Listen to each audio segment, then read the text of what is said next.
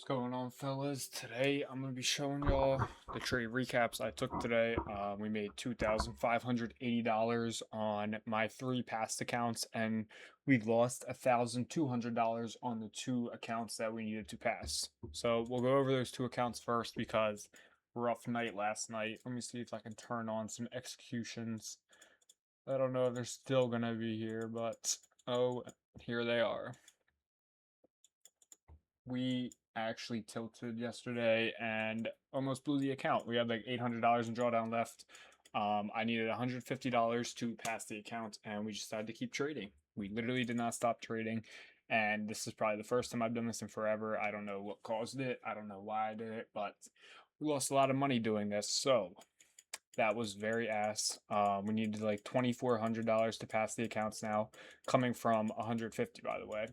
So today we took this trade right here. Took this up to, let me find where it was at.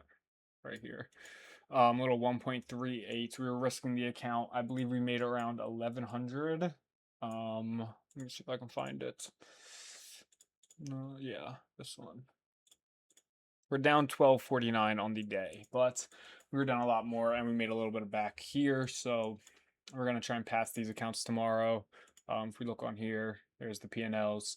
So now the next accounts, here's the 3 accounts we had. We made $1,000 on 2 of them, and then 500 on one because this is a 40% consistency account. So I like to take them a little bit slower. But these two gonna be size and heavy for at least another trade or two. We'll go over that trade right now. We look at like the 4 hour. We're obviously bullish coming off of this monthly fair value gap down here.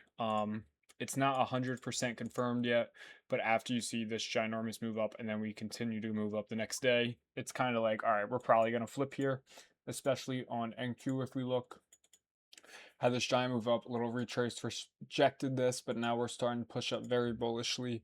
And if we look on the 1 hour time frame, we filled in the entire gap from last night. It was a little bit weird. If we look at ES, it did not move down at all last night, but obviously we can see NQ tanked and filled in the entire gap, which is what I want to see. And the next thing I want to point out is when we are trading, you don't even need to see the candles for this one. You can go on like the line chart.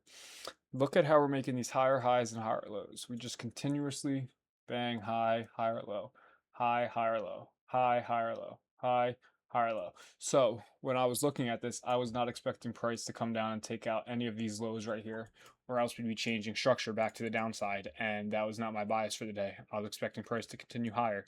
So ES being the more bullish pair, we waited for ES to give us a trade to take, and we had these highs. It looks better on like the 15-minute. We were targeting these highs all the way on the left, this being the last straw, but it was very far away for the day, so we did not take it to there. We actually trimmed it very, very short, just for like a 1.3 R. If we had held it, it would have played out very nice, which is unfortunate. I should probably just start trusting my draw on liquidity, but we played it to like right here, 1.3 R, and had a decent day today. So that is very solid. That's what we wanted to see. But yeah, that is pretty much everything for today. We'll go over this last thing real quick. This is something I tell my people I teach all the time.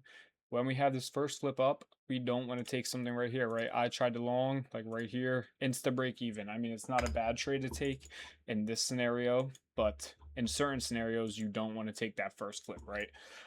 So what I waited for was this to come up, retrace back down, and then have this second flip. And if we look, it looks a little bit overextended here. Looks like we might come back down to our stop loss. See, we're not even at the 50% range, but if we look at like the 5-minute, I don't know why I brought us over there.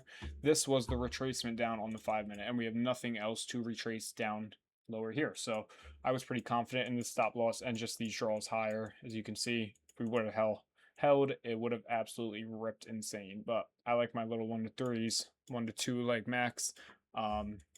Maybe we'll start upping it in the future, but this was a very nice trade that played out today. So that's how I made $2,580 on my 3 accounts, and how we lost $1,200 on my other 2 accounts. Hopefully they will be passed soon. But that's about it for now. I'll catch y'all later.